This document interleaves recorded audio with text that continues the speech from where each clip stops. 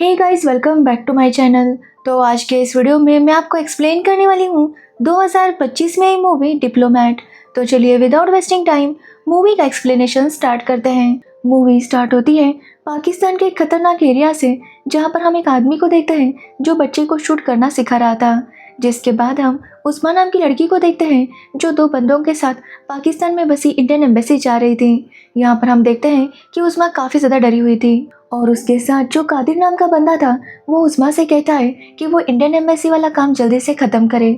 जिसके बाद वो लोग इंडियन एम्बेसी आते हैं जहाँ पर उनकी चेकिंग होती है। जिसके बाद वो लोग जब अंदर जाकर इंतज़ार करने लगते हैं तभी कादिर और उसका दोस्त स्मोक करने के लिए बाहर जाते हैं। तभी मौके का फ़ायदा देखकर उस्मा वहाँ के एक ऑफिसर के पास जाती है और उन्हें बताती है कि वो इंडियन है और उसे ज़बरदस्ती यहाँ पर रखा गया है। वो उससे हेल्प मांगने लगती है और उसे बताती है कि अगर वो लोग अंदर आ गए तो वो उसे मार देंगे, इसलिए वो जल्दी से उसकी मदद करे। अब ये बात सुनकर जो ऑफिसर आयुष था वो भी काफ़ी कंफ्यूज था, लेकिन उस्मा उसे बताती है कि वो सच में इंडियन है। साथ ही वो उसे अपना पासपोर्ट भी दिखाती है, जो देखकर आयुष को यकीन हो जाता है कि उस्मा इंडियन है। इसलिए वो उस्मा से कहता है कि वो जल्दी से गेट नंबर 6 से अंदर जाए और आयुष गेट नंबर 6 ओपन करता है। जिसके बाद उस्मा अंदर चली जाती है और वो गेट लॉक हो जाता है। यहाँ पर सभी लोग उस्मा को देखकर काफ़ी शॉक थे। वो उससे पूछने लगते हैं कि आखिर वो कौन है और अंदर कैसे आई। तो उस्मा उन्हें बताती है कि वो इंडियन है, लेकिन उसे ज़बरदस्ती पाकिस्तान में रखा गया है और वो वापस इंडिया जाना चाहती है। अब ये बात सुनकर पहले तो वहाँ के ऑफिसर्स उसके ऊपर यकीन नहीं कर रहे थे। जिसके बाद वो लोग जेपी सर को बुलाते हैं जो कि एक इंडियन डिप्लोमेट है। जब जेपी वहाँ पर आता है तो वो उस लड़की से उसका नाम पूछता है, तो वो बताती है कि उसका नाम उस्मा है। वो उससे पूछने लगता है कि वो आखिर पाकिस्तान कैसे आई। तो उस्मा बताती है कि वो वाघा बॉर्डर के थ्रू पाकिस्तान आई थी, लेकिन यहाँ आने के बाद उसे कादिर ज़बरदस्ती बुनैर लेकर गया और उसके साथ काफ़ी टॉर्चर हुआ। लेकिन जेपी अभी भी उसकी बातों पर यकीन नहीं कर पा रहा था, क्योंकि उस्मा का कहना था कि जब वो पाकिस्तान आई तो वहाँ से वो बुनैर कैसे पहुंची ये उसे पता नहीं। जिसकी वजह से जेपी समझ नहीं पा रहा था कि आखिर उस्मा सच बोल रही है या उसकी कोई चाल है। तो वही बाहर खड़ा कादिर काफ़ी हंगामा कर रहा था क्योंकि उस्मा अंदर चली गई थी। जिसके बाद जेपी अपने एक फीमेल कलीग से कहता है कि वो उस्मा की बॉडी चेक करें। जिसके बाद वो ऐसा करती है तो वो देखती है कि उस्मा के ऊपर काफ़ी सारे निशान थे और ये देखकर वो समझ गई थी कि उस्मा को काफ़ी ज़्यादा टॉर्चर किया गया था। अब उस्मा सबसे रिक्वेस्ट करने लगती है कि वो उसे बाहर ना भेजें, क्योंकि अगर वो बाहर चली गई तो वो लोग उसे मार डालेंगे और उनके साथ रहने से अच्छा है कि वो खुद को ख़त्म कर लेगी। अब ये सब सुनने के बाद जेपी उसे एक सेफ जगह रख देता है ताकि कोई भी उसके ऊपर अटैक ना कर सके। तो वही कादिर को उस्मा से मिलने दिया नहीं जा रहा था, इसलिए वो पुलिस स्टेशन जाता है और वहाँ पर कंप्लेंट करने लगता है कि उसकी वाइफ को इंडियन एम्बेसी ने ज़बरदस्ती रखा है। जिसकी वजह से ये खबर हर तरफ फैल जाती है और सभी लोग ऐसे ही कह रहे थे कि इंडियन एम्बेसी ने ज़बरदस्ती उस्मा को कैद करके रखा है। जिसके बाद जेपी को सुषमा जी का कॉल आता है, जो कि एक इंडियन गवर्नमेंट के लिए काम करती है। सुषमा जी जेपी से उस्मा के बारे में पूछती है तो जेपी बताता है कि उस्मा का पासपोर्ट ओरिजिनल है। साथ ही उस्मा के ऊपर जो चोट के निशान है, इससे देखकर समझ पा रहे हैं वो लोग कि उस्मा को सच में टॉर्चर किया गया है। साथ ही उस्मा इंडिया वापस आना चाहती है। जो सुनने के बाद सुषमा जी कहती है कि वो एक इंडियन लड़की है और अगर वो इंडिया वापस आना चाहती है तो उसे कोई भी रोक नहीं पाएगा, वो उसे इंडिया वापस ला कर रहेंगे। लेकिन तब तक जेपी को उस्मा का ध्यान रखना होगा। साथ ही वो जेपी से कहती है कि पाकिस्तान मीडिया यही कह रही है कि इंडियन एम्बेसी ने ज़बरदस्ती उस्मा को अपने कब्जे में रखा है, इसलिए उस्मा को सबके सामने बयान देना होगा कि उसके साथ ये सब गलत हुआ है और वो इंडिया वापस आना चाहती है। और जेपी भी इसके लिए मान जाता है। जिसके बाद हम जेपी को देखते हैं जो पाकिस्तानी ऑफिसर से परमिशन लेने लगता है ताकि वो उस्मा को इंडिया वापस भेज सके। अब कुछ ऑफिसर्स उस्मा को सच में वापस भेजना चाहते थे, लेकिन जो आईएसआई वाला था वो नहीं चाहता था कि उस्मा वापस इंडिया जाए, क्योंकि उस्मा जिस एरिया में रुकी हुई थी वो एक टेररिस्ट एरिया था और उस्मा को वहाँ के बारे में काफ़ी कुछ पता था और उसे ये शक था कि उस्मा शायद रॉकी एजेंट है। इसलिए वो नहीं चाहता था कि उस्मा को वापस भेजा जाए, जिसके लिए वो कादिर और उसके लोगों को भड़का रहा था। जिसके बाद हम जेपी को देखते हैं जो उस्मा से कहता है कि उस्मा को सबके सामने बयान देना होगा कि उसे इंडियन एम्बेसी ने यहाँ पर ज़बरदस्ती नहीं रखा। जो सुनने के बाद उस्मा बयान देने से मना कर देती है, क्योंकि उस्मा का कहना था कि वो कादिर का सामना नहीं कर सकती। जिस पर जेपी उज़मा से कहता है कि उज़मा के पास बस यहाँ का 3 हफ्ते का वीज़ा बचा है और अगर 3 हफ्ते के अंदर वो लोग उज़मा को इंडिया नहीं भेज पाए तो उज़मा के लिए मुश्किलें बढ़ जाएंगी, इसलिए उज़मा को सबके सामने बयान देना होगा। लेकिन उज़मा इसके लिए तैयार नहीं थी क्योंकि वो कहती है कि वो नहीं जानता कि कादिर कितना ज़्यादा खतरनाक है। जो सुनने पर जेपी उससे कहता है कि उसने पहले भी उससे कहा है कि वो पूरी कहानी उसे बताए, तभी वो उसकी मदद कर पाएगा। जिसके बाद उज़मा जेपी को अपनी पूरी कहानी बताने लगती है। एक्चुअली कुछ टाइम पहले उज़मा इंडिया से मलेशिया गई ताकि वो वहाँ पर जॉब कर सके। एक्चुअली वहाँ पर उज़मा की फ्रेंड शाहीन और उसके हस्बैंड आमिर थे उज़मा की मदद करने के लिए, इसलिए वो वहाँ पर चली आई थी। लेकिन आते ही उससे एक गलती हो गई कि वो अपना पर्स कैब में ही भूल गई, जिसमें उसके सारे डॉक्यूमेंट्स और उसका पासपोर्ट था, जिसकी वजह से उज़मा काफ़ी टेंशन में आ गई थी कि तभी वहाँ पर वो कैब ड्राइवर उसका पर्स लौटाने के लिए आया, जो देखकर उज़मा काफ़ी खुश हुई। एक्चुअली वो कैब ड्राइवर कोई और नहीं बल्कि कादिर था। अब कादिर ने उज़मा को उसके सारे डॉक्यूमेंट्स और उसका पर्स लौटा दिया था और कादिर का ये बिहेवियर देखकर उज़मा को कादिर काफ़ी अच्छा लगा, इसलिए उन दोनों की दोस्ती हो गई। जिसके बाद वो दोनों एक साथ काफ़ी टाइम स्पेंड करने लगे। जिसके बाद एक दिन उज़मा को पता चला कि उसकी बेटी नूर की तबीयत ख़राब हो चुकी है। एक्चुअली उसे एक बीमारी हुई थी और उसकी ट्रीटमेंट के लिए काफ़ी पैसे लगने वाले थे, जिसकी वजह से उज़मा काफ़ी परेशान हुई। एक्चुअली उज़मा की शादी टूट चुकी थी और शायद वो डिवोर्स थी। अब उज़मा काफ़ी परेशान थी कि तभी उसके पास कादिर आया। कादिर को उज़मा ने बताया कि नूर की तबीयत ठीक नहीं है। जो सुनने के बाद कादिर ने उसे कहा कि पाकिस्तान में इस बीमारी का इलाज काफ़ी कम पैसे में हो जाएगा, साथ ही वहाँ का मौसम काफ़ी अच्छा है, इसलिए नूर की तबीयत जल्दी से ठीक हो जाएगी। तब कादिर ने उज़मा से कहा कि हमारी नूर जल्दी ठीक हो जाएगी। अब ये बात उज़मा को काफ़ी अच्छी लगी क्योंकि नूर से जितना प्यार वो करती थी, उसे लगा कि कादिर भी नूर से उतना ही प्यार करता है, इसलिए उज़मा जैसा कादिर कहता गया वैसा करती गई। कादिर ने उज़मा से कहा कि वो पाकिस्तान के वीज़ा के लिए अप्लाई करे और उसमें रीज़न ये बताए कि उसके कुछ पाकिस्तानी रिलेटिव्स हैं जिनसे मिलने के लिए वो आने वाली है। अब उज़मा ने वैसा ही किया और उसे जल्दी से वीज़ा मिल गया। जिसके बाद उज़मा पाकिस्तान आई और आते ही वहाँ पर कादिर और उसका दोस्त उसे लेने आए। अब उज़मा कादिर को देखकर काफ़ी खुश थी, लेकिन कादिर यहाँ पर काफ़ी बदला हुआ था, मतलब जैसा वो मलेशिया में था वैसा यहाँ पर बिल्कुल भी नहीं था। जिसके बाद उज़मा को कादिर कहीं ले जाने लगा और रास्ते में उसने उज़मा से कहा कि यहाँ पर घाट वाला रास्ता है, तो क्या उज़मा को उल्टी आती है। जिस पर उज़मा ने हाँ कहा तो कादिर ने उसे एक दवाई दी। जिसके बाद वो दवाई खाने के बाद उज़मा को कुछ भी ठीक से समझ नहीं आ रहा था और इस तरह से वो कादिर के घर पहुंच गई। वहां जाने के बाद भी उज़मा थोड़ी सी होश में नहीं थी, लेकिन वहां जाकर उसने देखा कि कादिर की पहले ही बहुत सारी शादियां हो गई थी और उसके बहुत सारे बच्चे थे, जो देखकर उज़मा काफ़ी शॉक हो गई। वो कादिर पर गुस्सा होने लगी कि वो उसे यहाँ पर ज़बरदस्ती क्यों लाया है। जिसके बाद कादिर और उसके लोगों ने उज़मा को बांध कर रखा और उसे काफ़ी टॉर्चर करने लगे। जब कादिर उज़मा के पास आया तो उज़मा उसे कहने लगी कि वो उसे वापस इंडिया जाने दे, लेकिन कादिर उसकी बात नहीं सुनता और उसे काफ़ी मारपीट कर उसके साथ ज़बरदस्ती करता है।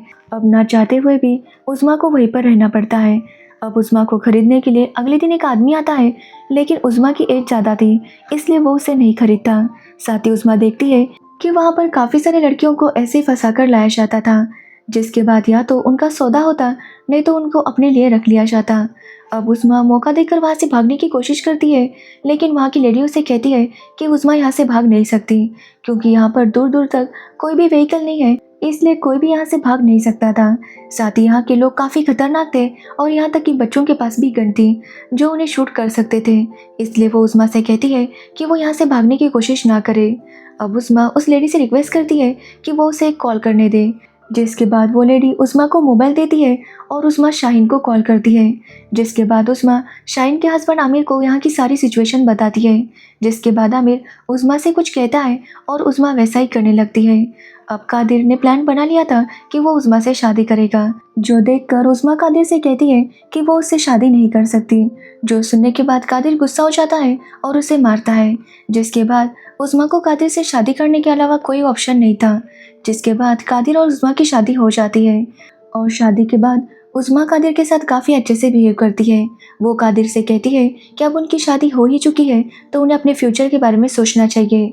वो कादिर को बताती है कि उनके यहाँ की एक रस्म है कि शादी के बाद लड़की को पैसे दिए जाते हैं। जो सुनकर कादिर उज़मा से पूछता है कि आखिर उज़मा को उसके मायके वालों से कितने पैसे मिलेंगे, तो उज़मा कहती है कि यही कोई 10-12 लाख मिलेंगे।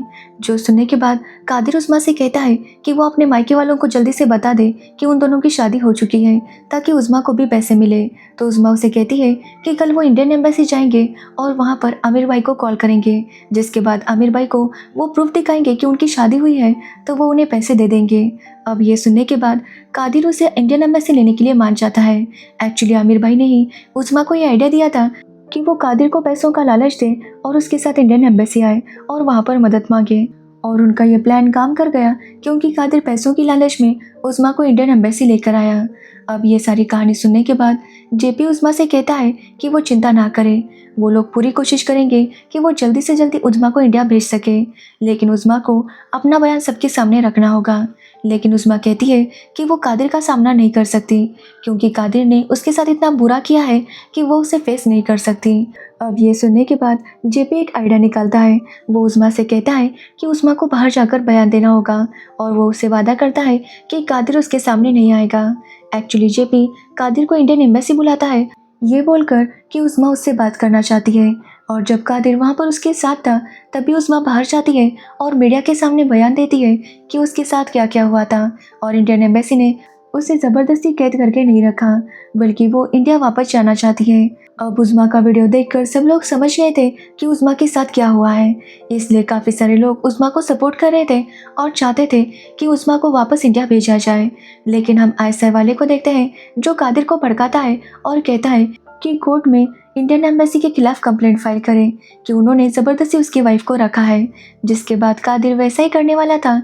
लेकिन ये बात तिवारी जी को पता चलती है जो कि इंडियन एम्बेसी में ही काम करते हैं और वो जाकर जेपी को इस बारे में बताते हैं, जिसके बाद जेपी अपने लॉयर को कॉल करता है और उसका लॉयर उसका सॉल्यूशन दे देता है। वो कहता है कि इससे पहले कि कादिर उसके ऊपर केस फाइल करे उन्हें कादिर के ऊपर केस फाइल करना होगा, जिसके बाद वो लोग वैसा ही करते हैं जिसकी वजह से उसका स्ट्रेस इतना ज़्यादा स्ट्रांग नहीं बन पाता। तो वही आईएएस वाला पूरी कोशिश कर रहा था कि उस्मा को वापस जाने की परमिशन ना मिले, जिसके बाद कोर्ट केस शुरू हो जाता है जहां पर उस्मा का लॉयर जज को बताता है कि उस्मा को यहां पर ज़बरदस्ती रखा गया था और अब उस्मा वापस इंडिया जाना चाहती है तो उसे जाने दिया जाए। तो वही कादिर के लॉयर का कहना था कि उस्मा और कादिर शादीशुदा है और वो दोनों हस्बैंड वाइफ को अपना मसला खुद हल करना चाहिए, साथ ही उन्हें एक साथ बिठाकर इस बात का सॉल्यूशन निकालना चाहिए। जिस पर उस्मा का लॉयर कहता है कि उस्मा कादिर से मिलना नहीं चाहती और ना ही वो उसके सामने आना चाहती है। जो सब कुछ सुनने के बाद जज कहता है कि उस्मा को यहाँ पर कोर्ट में आकर यह बयान देना होगा, उसके बाद ही वो कोई फैसला दे सकते हैं। जो सुनने पर उस्मा का लॉयर कहता है कि उस्मा की जान को खतरा है, इसलिए उन्हें पूरा प्रोटेक्शन चाहिए और जज उन्हें प्रोटेक्शन दे देता है। जिसके बाद जेपी को उस्मा को कोर्ट लेकर आना था, लेकिन वो पूरी तरह से जानता था कि कादिर और उसके लोग ज़रूर हमला करेंगे क्योंकि आईएसआई वालों ने उन्हें बहुत ज़्यादा भड़काया था। इसलिए जेपी अपने साथ एक दूसरी लड़की को रखता है जो कि दिखने में उस्मा की तरह थी, क्योंकि वो जानता था कि सबको ऐसे ही लगेगा कि जेपी की कार में जो है वही उस्मा है। जिसके बाद हम उस्मा को देखते हैं जो आगे की दूसरी गाड़ी में थी। अब जैसे ही वो लोग निकलते हैं तभी जेपी देखता है कि उनके पास वो आईएएस वाला आकर खड़ा हो जाता है और ये देखकर जेपी समझ जाता है कि ज़रूर अब यहाँ पर कुछ होगा। इसलिए वो पाकिस्तानी मिनिस्ट्री में कॉल करता है और उनसे कहता है कि अगर उस्मा को यहाँ पर कुछ हुआ तो पूरा ब्लेम पाकिस्तान पर ही जाएगा, इसलिए पाकिस्तान को जो भी करना है वो सोच समझ कर करना होगा, क्योंकि अगर उस्मा को यहाँ पर कुछ हुआ तो इसका अंजाम पूरे पाकिस्तान को सहना होगा। कि तभी हम कादिर और उसके लोगों को देखते हैं जो जेपी की कार पर हमला करते हैं और उस्मा को बाहर निकलने के लिए कह रहे थे। वो लोग काफ़ी बुरी तरह से हमला कर रहे थे कि तभी हम आईएसआई वाले को देखते हैं जिसके पास उसके सीनियर्स का कॉल आता है और वो उससे धमकाता है कि वो जो कुछ भी करे वो सोच समझ कर करे, साथ ही गन का यूज़ नहीं किया जाए। जिसके बाद आईएसआई वाले को कादिर के लोगों को वहाँ से चुपचाप भेजना पड़ता है और इस तरह से जेपी उस्मा को कोर्ट में लेकर आता है, जहां उस्मा जज को अपनी पूरी कहानी बताती है और कहती है कि उसे जल्दी से वापस इंडिया जाना है। जो सुनने के बाद जज कहता है कि ये मुद्दा इंडिया पाकिस्तान का है नहीं बल्कि ये ह्यूमैनिटी का मैटर है और वो किसी भी लड़की को इस तरह से ज़बरदस्ती कहीं पर भी नहीं रख सकते। अगर उस्मा को वापस इंडिया जाना है तो वो तुरंत इंडिया वापस जा सकती है, वो उसे परमिशन दे देते हैं। जो सुनकर सभी लोग काफ़ी खुश हो जाते हैं क्योंकि फाइनली उस्मा अब इंडिया वापस जा सकती थी। लेकिन उस्मा को सिक्योरिटी की ज़रूरत थी, इसलिए जज उसे सिक्योरिटी भी प्रोवाइड करने के लिए कहता है। जिसके बाद जेपी उस्मा को वापस जाने के लिए तैयार करता है और उसे कहता है कि वो चिंता ना करे, वो लोग उसे सेफली इंडिया पहुंचा देंगे। यहाँ पर हमें पता चलता है कि इससे पहले जब जेपी काबुल में था तो वहाँ पर एक टेररिस्ट अटैक हुआ था जिसमें काफ़ी सारे लोगों की जान गई थी। इसलिए जेपी इस बार काफ़ी ज़्यादा सिक्योर होकर उज़मा को वापस भेजने वाला था, क्योंकि वो नहीं चाहता था कि इस बार कोई भी गलती हो और उज़मा की जान खतरे में आए। साथ ही वो जानता था कि कादिर और उसके लोग इतनी आसानी से चुप नहीं बैठेंगे, जिसकी वजह से वो लोग फैसला करते हैं कि वो लोग अभी के अभी उज़मा को लेकर वाघा बॉर्डर के लिए निकलेंगे, क्योंकि अगर वो कल गए तो कादिर और उसके लोगों को प्लान करके अटैक करने का टाइम मिलेगा। इसलिए वो लोग तुरंत वहाँ से उज़मा को लेकर निकलते हैं। साथ ही उन्हें जो प्रोटेक्शन टीम मिली थी वो रिवॉल्विंग थी, मतलब जैसे ही आगे आगे शहर चेंज होते जाएंगे वैसे वैसे पुलिस ऑफिसर्स भी उस शहर के उन्हें ज्वाइन करेंगे। जिसके बाद वो लोग निकलते हैं, लेकिन एक पॉइंट पर आते हैं जहाँ पर उन्हें पता चलता है कि आगे की टीम को आने में अभी टाइम है। जो सुनने के बाद जेपी कहता है कि वो खुद ड्राइव करेगा, क्योंकि वो जानता है कि अगर वो दोनों थोड़ी देर भी रुके तो उनके ऊपर अटैक हो सकता था। इसलिए जेपी खुद ड्राइव करने लगता है और आगे निकलने लगता है कि तभी हम कादिर और उसके लोगों को देखते हैं जो उनके ऊपर हमला करने के लिए आ जाते हैं। वो उनके ऊपर गोलियां चलाने लगते हैं, लेकिन जेपी किसी तरह से वहाँ से बच जाता है और कादिर की कार को ठोक देता है, जिसकी वजह से कादिर और उसके दोस्त की कार का एक्सीडेंट हो जाता है। कि तभी वहाँ पर वो प्रोटेक्शन टीम आ जाती है और वो लोग उन्हें सेफली पाकिस्तान बॉर्डर लेकर आते हैं, जहाँ पर फिर से उस्मा का पासपोर्ट सब कुछ चेक होता है। अब वहाँ पर आईएसआई वाला आता है और वो कहता है कि जब तक उसे पूरी तसल्ली नहीं होती कि उस्मा कोई जासूस नहीं थी, वो उसे यहाँ से जाने नहीं देगा। जिसके बाद वो उस्मा को कई सारे सवाल करने लगता है और उस्मा उसके सारे सवालों के जवाब दे देती है, जिसकी वजह से ना चाहते हुए भी उसे उस्मा को जाने की परमिशन देनी पड़ती है। जिसके बाद उस्मा फाइनली इंडियन बॉर्डर में आ जाती है, जहाँ पर सुषमा जी भी आई थी और वो भी उस्मा को देखकर काफ़ी खुश थी। साथ ही उस्मा अब इंडिया आ चुकी थी, इसलिए उसे काफ़ी सेफ फील हो रहा था। तो वही जेपी भी अब रिलैक्स हो गया था, क्योंकि फाइनली वो उस्मा को इंडिया भेज चुका था। और यहीं पर ये मूवी एंड हो जाती है, जिसके बाद हमें असली उस्मा के बारे में बताया जाता है, जो पाकिस्तान में इस तरह से फंस गई थी और उसे वापस इंडिया लाया गया था। तो ये थी डिप्लोमेट मूवी की स्टोरी। अगर आपको इस मूवी की स्टोरी और मेरा एक्सप्लेनेशन पसंद आया हो तो वीडियो को लाइक कमेंट शेयर ज़रूर करना और मेरे चैनल को सब्सक्राइब करना बिल्कुल मत भूलना। Thanks for watching video.